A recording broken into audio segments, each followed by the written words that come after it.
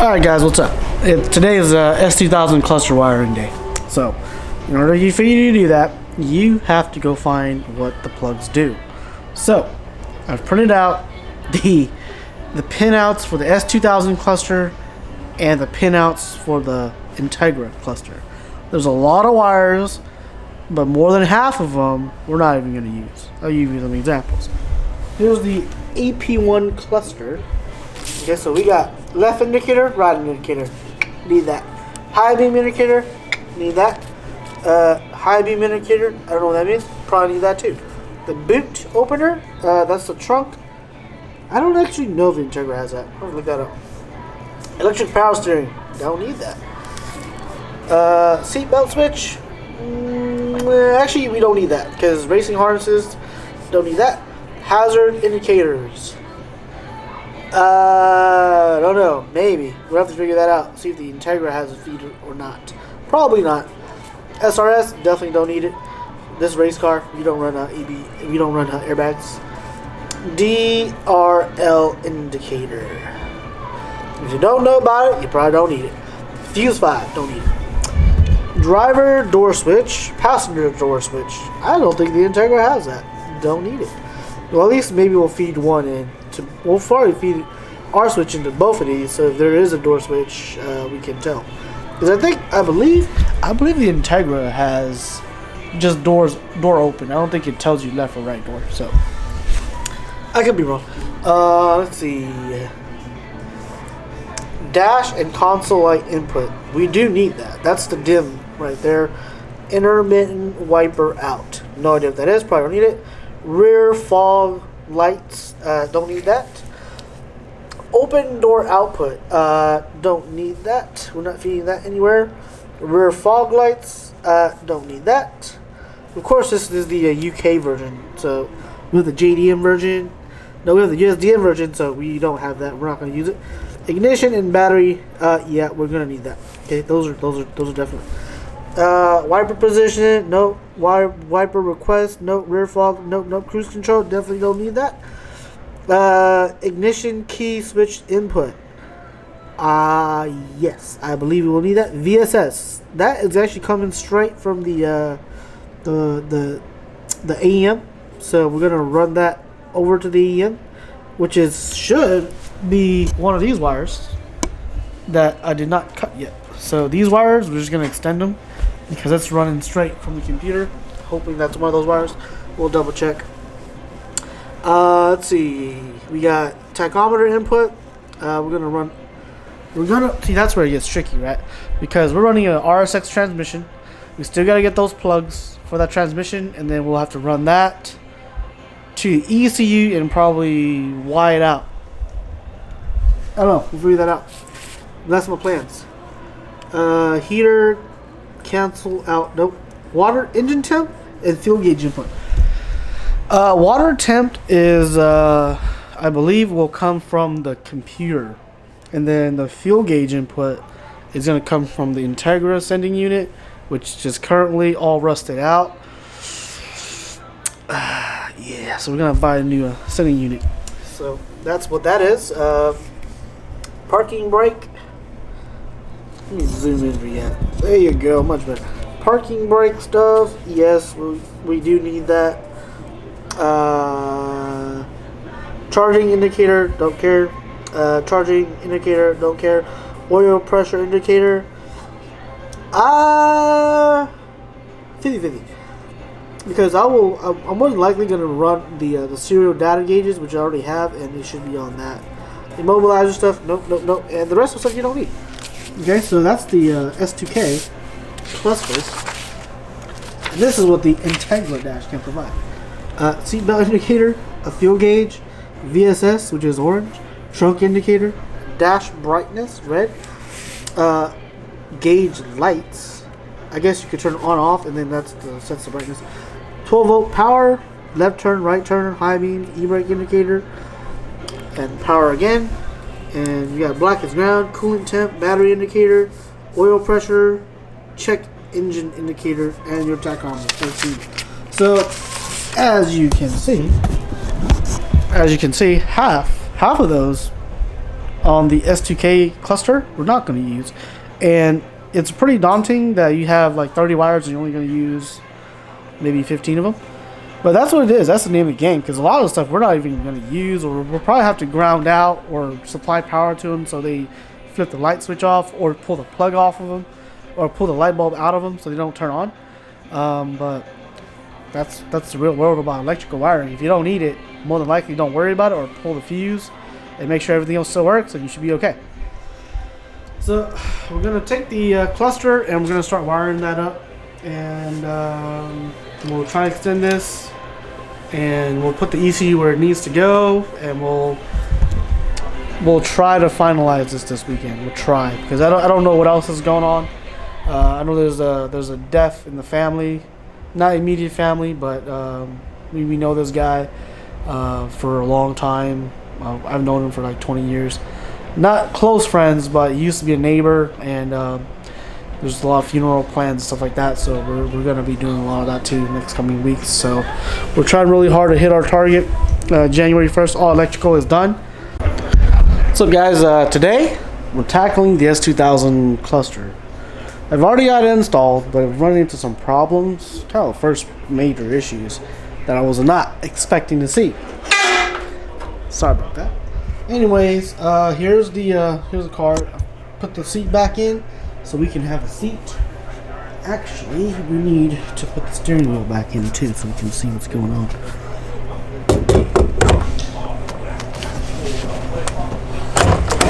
Alright, steering wheel's back on. Let's take a look. Let's climb in the car. Quick look. Okay, so here's the car. Pull the seat up a little bit. Okay. So there it is. That's the cluster. Pull this down so you guys can see what's going on. So here's the cluster. Let's turn the sucker on. Turn off my light here. There you go. So there's the light. I mean, there's the cluster right there. And so far it's working. You know, if you turn your signals on.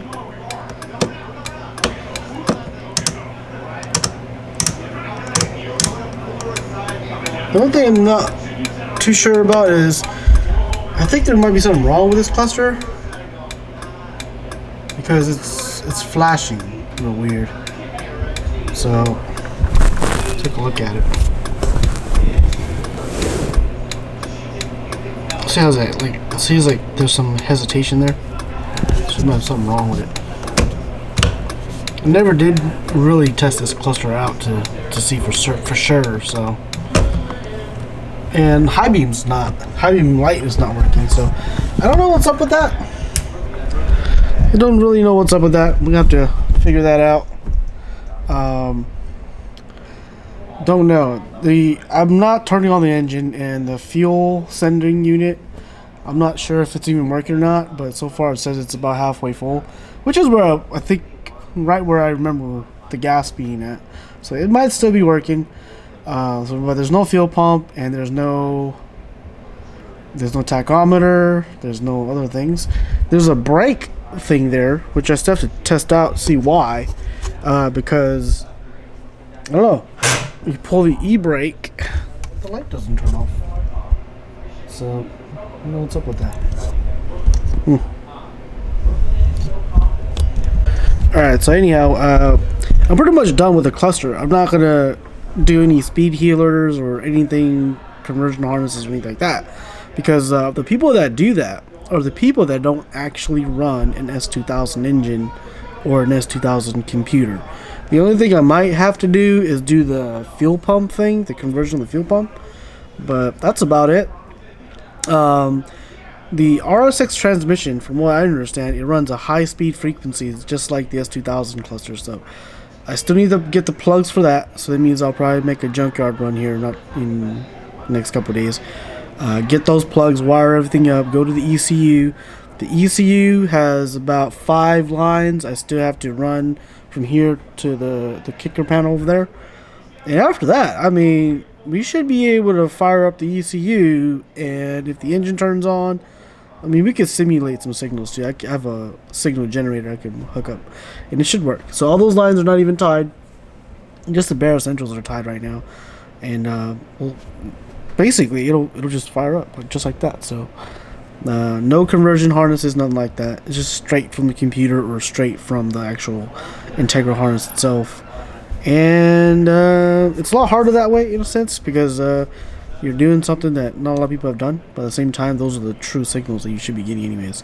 So like for example, the coolant temps from the AEM, it comes out like that. The RPM comes from the engine. There's no conversion for that. Speed sensor comes from the transmission. There's no sensor. There's no conversion for that either. Everything just ports right on over. So that should be fun to do. I just have to mount the ECU and run the existing harnesses, and we should be okay. The ECU, if you guys haven't seen, will be placed over there where the stock one's at. That's where I mounted the metal plate that I built with the Velcro, double stick Velcro. So yeah, that's what I got for right now.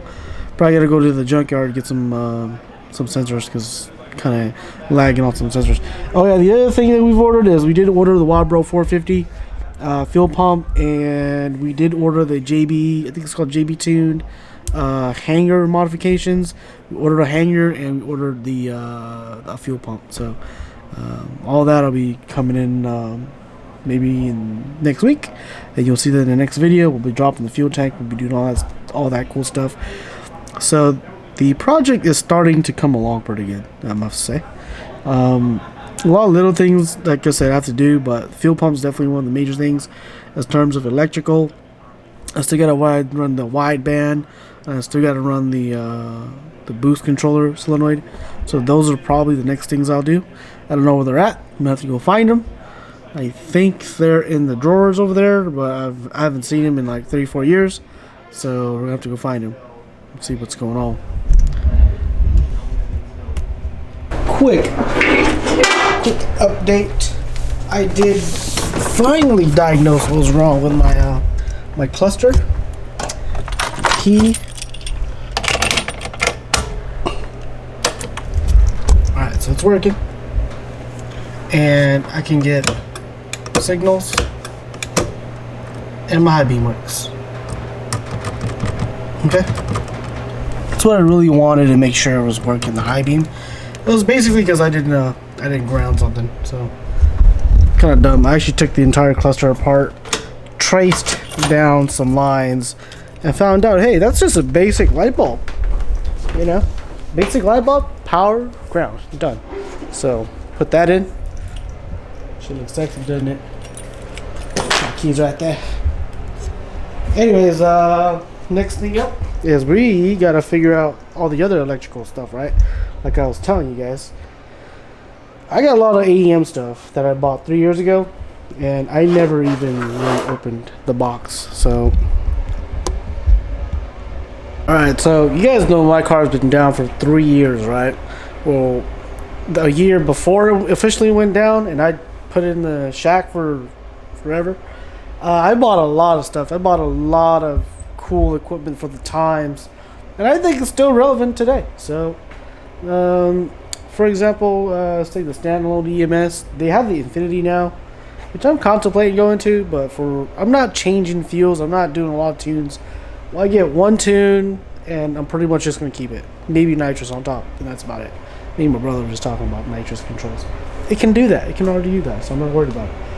I'm not going like E85 to this, to C16, to all this other stuff. So it's like 91 octane gas, and that's it. Maybe nitrous on top. That's as far as it's going to go. We're not doing E85. I just don't believe in E85 as of right now. So plus my components are not set up for E85, so I don't want that corrosion issue. You know, just don't even talk about it right now. It's not a race car, it's a city car. E85 is not available everywhere. That's the other thing too. In my city, I know of like maybe 4 gas stations that has E85. So that's not enough for me. You know, I have to drive out of my way to get E85. That's just not cool. And if I ever go that route, we will go to like a actual E85, like a race blend E85, where you buy them in containers versus getting them at the pump. Because it's just, the pump E85, this is not truly E85. It might be like E31 some parts of the year. It might be like E70 some other parts of the year. So Just not a big fan of that, especially when you gotta go out of your way to get something for like say a weekend drive, which is more than likely what we're gonna do here. So that makes sense to me. So we're keeping 91. We'll be tuned on 91, and we will run nitrous on top if we really want more power. That's about it. So with that, we need some of the stuff to support it. So at the time, I made a decision. Once I bought the EMS, I just said, all right, we need things to be compatible. If you know me, then you know that I like to keep certain things, a certain brand, because that's how it's been done. It's been tested. Testing is a big thing. So bought the EMS, and then I was like, all right, I need some gauges, and then I need a wideband. So there's a lot of brands out there, but ended up being, if AEM makes everything, they just buy the whole package. So that's what I ended up doing. We got the AEM wideband. This is the inline model.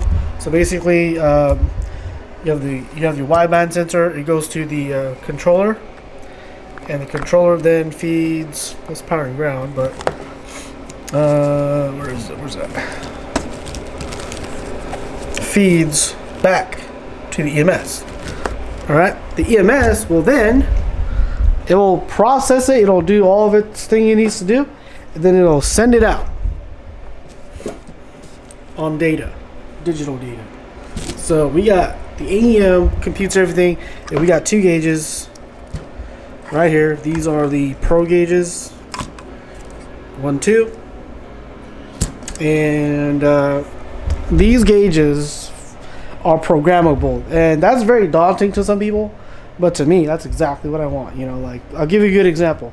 Like, you want a water temp gauge, but you don't necessarily want to see it all the time. And you've seen these cars where, like I'll give you a good example. I've seen so many cars, they'll have 7 gauges, right?